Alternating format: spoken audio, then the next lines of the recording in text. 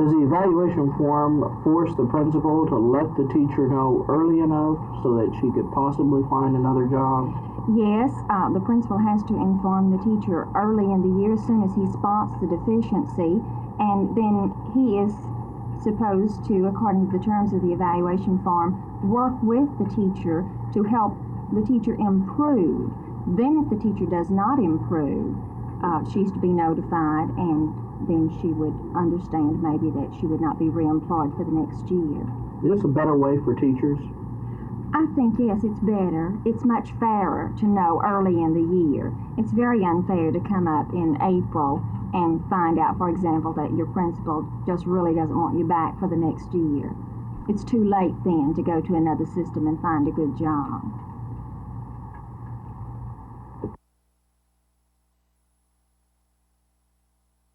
Yes, we take this into consideration. However, we find it is not as significant a factor as the public thinks that it is. It should be considered, I believe, but it is not going to be any automatic decrease in automobile rates because the spiral of inflation offsets any factor of this kind. Do you think, Mr. Superintendent, that the auto insurance industry will eventually be taken over by some sort of federal control? Do you think they'll take over the control of the insurance business? Well, I hope not. I would rather think that the public would take over control. When the public takes over control, then something will happen.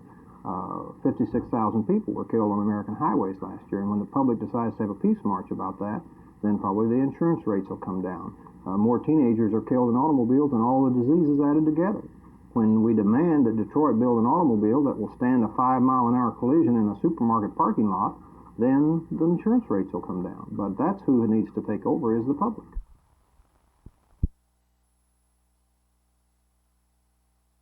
No matter how you add it up, the whole truth is that in 1970, the local Tarrant County Democrat candidates spent over $400,000 to get themselves elected, and the Republicans spent barely $50,000. How many candidates on the Republican ticket and how many candidates on the Democratic ticket does this represent? We had 6 legislative candidates. The Democrats had 8, and the Democrats additionally had a number of other candidates. They had more than we had. Are you saying then that the Democratic Party falsified the reports that they turned in? I'm not saying they falsified them, but their records are not clear and easily understood, as are the Republican ones. It's like a grocery store total. When you add up all the vegetables and meat, you get a total on the Republican report forms. On the Democratic forms, you never know whether you have 2 different items that have to be then subsequently added together.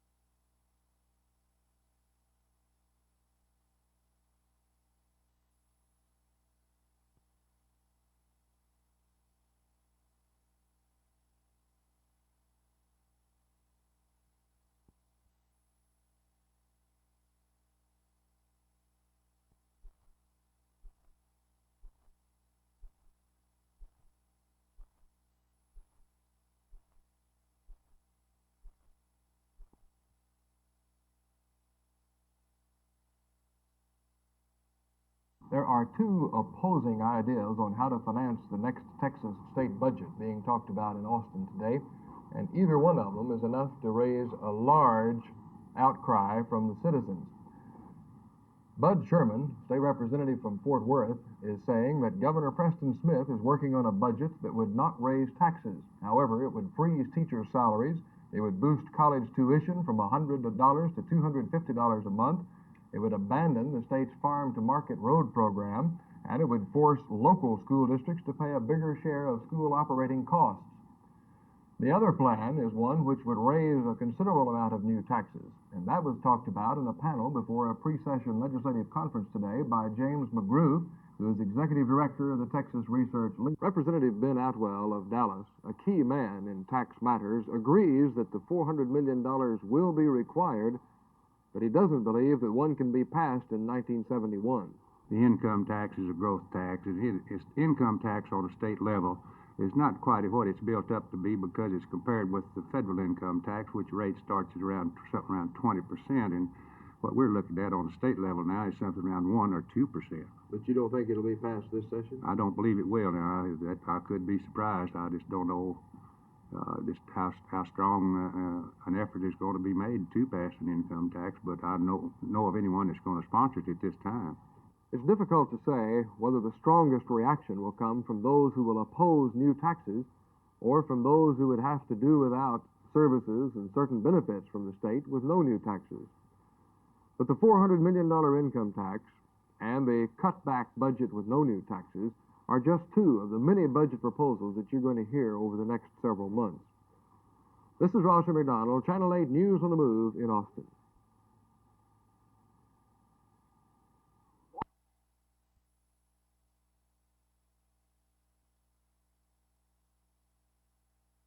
This new modern hospital is in serious financial trouble, and it's just possible that this year the doors of the Denton City-County Hospital may close.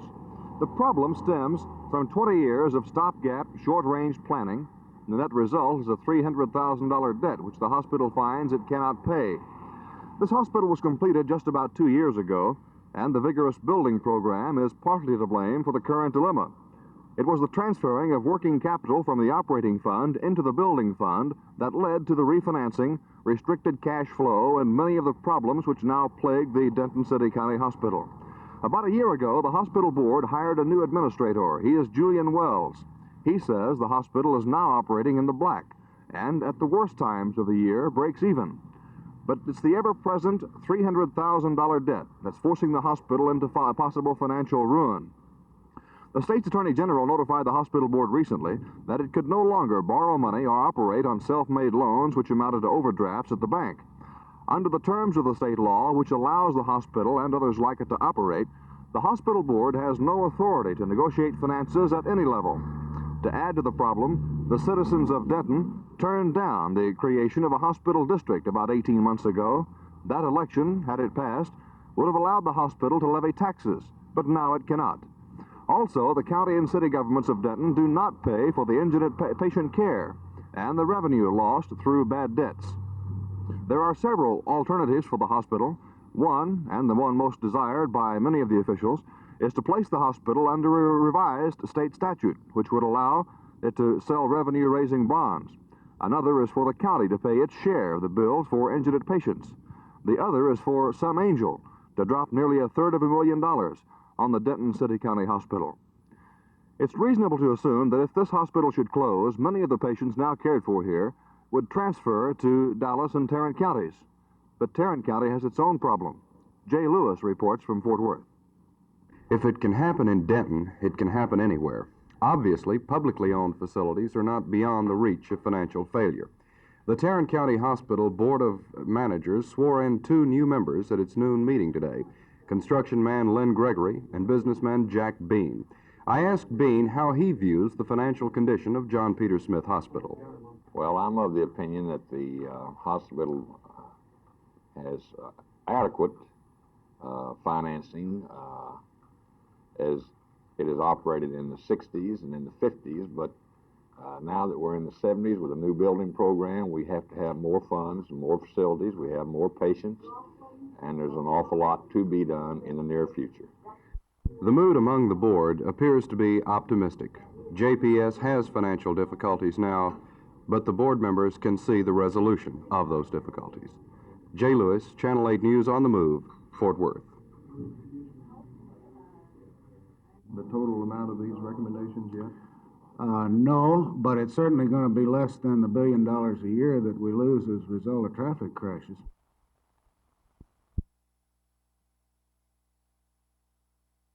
Well, of course, I have to pay insurance premiums the same as anyone else, and I'm very much opposed to paying anything that's excessive.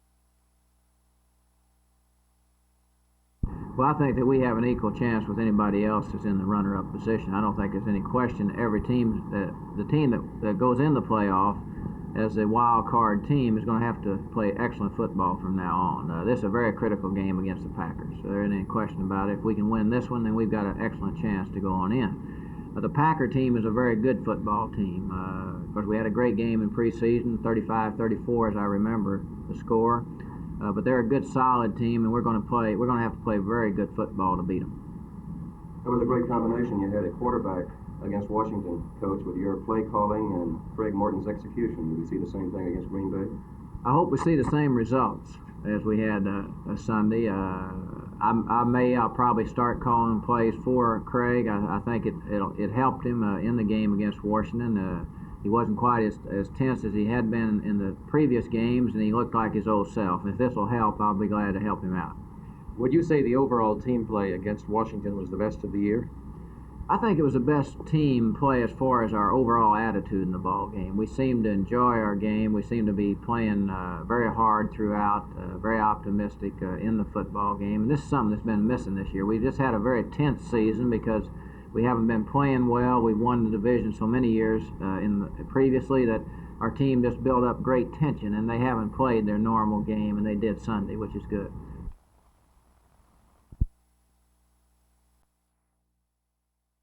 We've been out visiting some of the schools in Dallas where these guaranteed performance contracting situations are going on, and I really felt as we went in each of the rooms that it's not the carpet or the machinery or the workbooks or anything that makes the program go. It's the teacher. And it's this way no matter whether it's a guaranteed performance type of situation or just a regular classroom. If you have a good, enthusiastic teacher, that teacher's going to make the program go. If you look at performance contracting, there's nothing new in it. If you dissect it, you can say that Part A has always been with us in education, Part B has always been with us in education, and Part C has always been with us in education. What is new is that we're combining these, and no longer are we using instructional materials to teach children. We're using instructional systems. That's a very important difference in that we're concerned not with just the book in an instructional system. We're concerned with all that affects that child in that classroom at that time. That includes the environment, which is the carpet you mentioned. It includes the teaching machines, that is how the information is disseminated to the student, the reinforcement structure that's set up within the classroom. All these things incorporated together make an instructional system.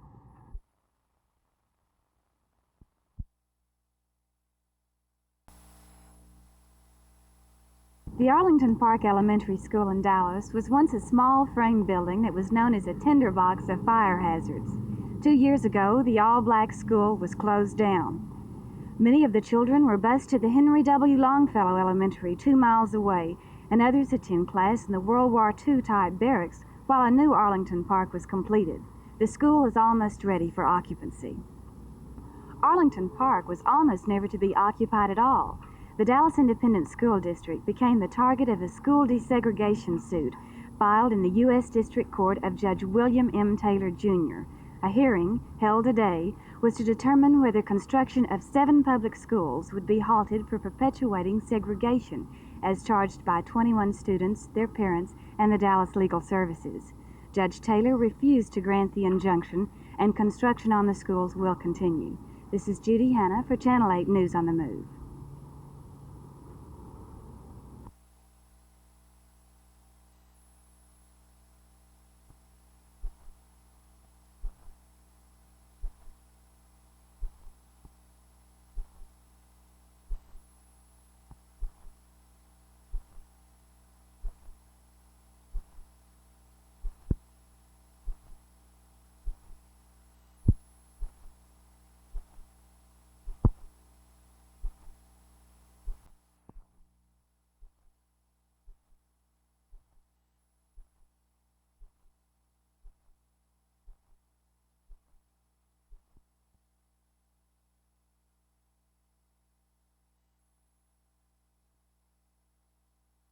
This is the Sid W. Richardson Auditorium of the Child Study Center in Fort Worth, an auditorium that almost never was. In 1966, when the rest of the building was completed and dedicated, there were no funds available to build the auditorium. When then Governor John Connally dedicated the building, he made the surprise announcement that the Sid W. Richardson Foundation had donated $100,000 toward construction of the auditorium. This was later supplemented by federal funds to complete the addition. Today, this auditorium was dedicated by Perry Bass, a director of the Sid W. Richardson Foundation. Larry D. Eason is the director of the center. Larry, this is a multi-purpose room, isn't it?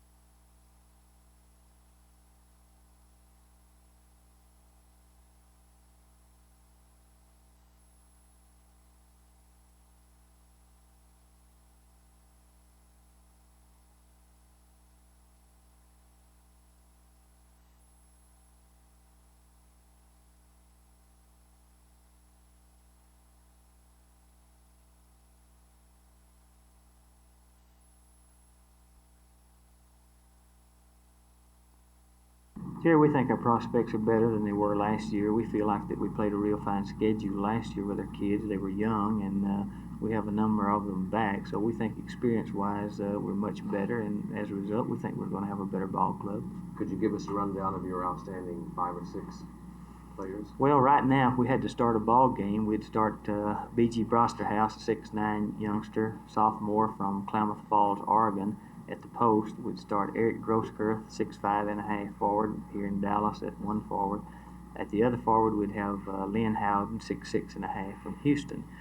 At one guard, we'd have Jimmy Blacklock, a 6-foot guard, transferred to Texas from Tyler Junior College to be a junior. The other guard position is still up for grabs, Jerry. We have 4 guards really competing for this position, and we've had 2 of those people that have had injuries, and it's been a little hard to determine which one of those guards is going to be able to fit into the overall pattern of what we're trying to do and find out which one can contribute most to the overall team effort. So those 4 probably would start tonight if we had to start a basketball game. We've had a number of other injuries that have held us back some. We did lose what we felt like was a very outstanding basketball player, John Mark Wilson from Odessa, Texas, 6'8", 220-pound post or forward that most people considered an excellent basketball player. We certainly did.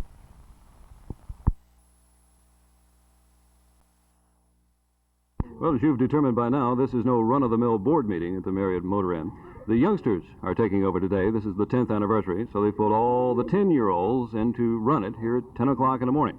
Lynn, come out here a moment. You opened this meeting, and you're the general manager today. How does it feel to have a motel your responsibility? Well, I really don't know. I think it's fun. I think I'd like to. Does your father think it's fun? I think so. All right. Hi, what's your name? Tanya? Tanya, you cut the cake, right? Yeah. Let me ask you, do you think the motor hotel industry is here to stay? Yeah. You don't have any fears for your future? No. Now, come out here. What's your name? Jimmy Clark. What do you do? Director service. Director of Services? Yes. What is that? Just as I suspected. Come over here. You're Ted Wright. Oh, you're the resident manager. This is Ted Wright. Ted, do you think that the motor hotel industry is a good economic factor in the United States? Well, I do think, well, it is quite good. People do like to go on vacations quite often, and hotels are very important in that matter of business. Is inflation getting to the motor hotels?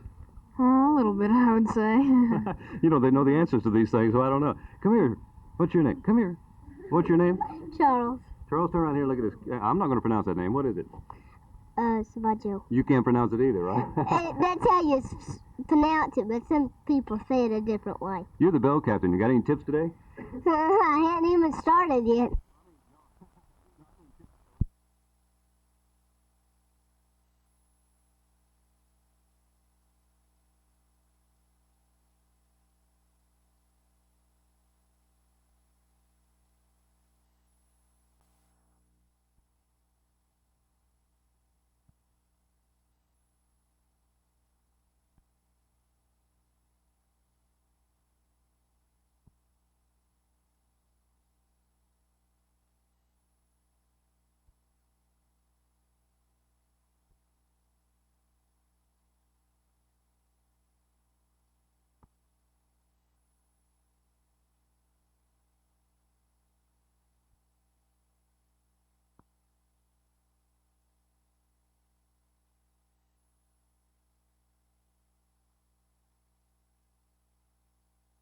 I haven't had an opportunity to see just exactly what the recommendations will be, only what I've read in the newspapers, I believe, and seen on television and the radios. I believe somewhere in the area of 23 or 24%.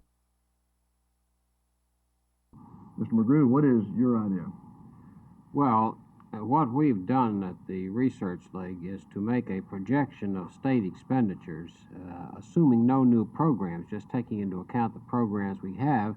Built-in increases. Built-in increases that were passed by the last session of the legislature, plus taking into account increases in college enrollment and so forth, and a very modest allowance for inflation, not nearly as much as we're actually experiencing. And then we match this against a similar projection of state revenues, and we come out $400 million short. Now, that's a minimum. Actually, the state agencies are requesting almost $1 billion more than we've estimated. Now, nobody expects there's going to be a $1.5 billion tax bill in this state, but somewhere between the $400 million we've projected as a minimum and on up to something well above that.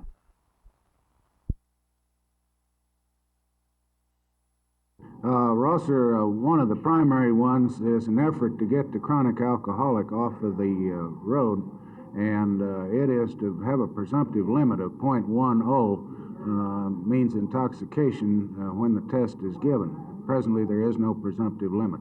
Another recommendation is to tighten up the motor vehicle inspection law and add some additional inspection items. A third one is to add 1,300 men to the State Highway Patrol force, which is about 1,300 men short right now, at the rate of about 200 men a year. Another is that only 56% of our students in school receive driver education. With the proper money, we can educate all of our young students. It doesn't do them any good to get a good education if they don't live long enough to use it.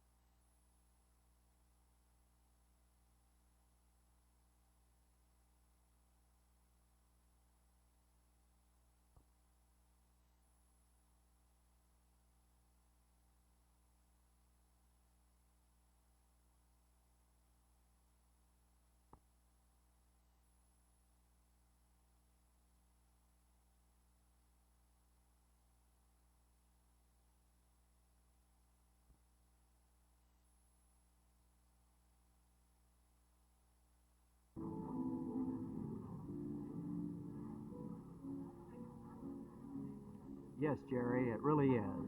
The room was primarily, of course, designed for the children. It'll be used for indoor play in bad weather, physical recreation, visual aids, motion pictures, and the music program with the piano and stage. The room will also be used, though, for professional groups, for meetings, the parent meetings, monthly meetings of that kind. 4 years ago, this room was a distant dream, almost an impossible dream. Today, it's a reality, and for the 200 children who are treated here daily, it's the hope of the future. Jerry Park, Channel 8 News on the Move, Fort Worth.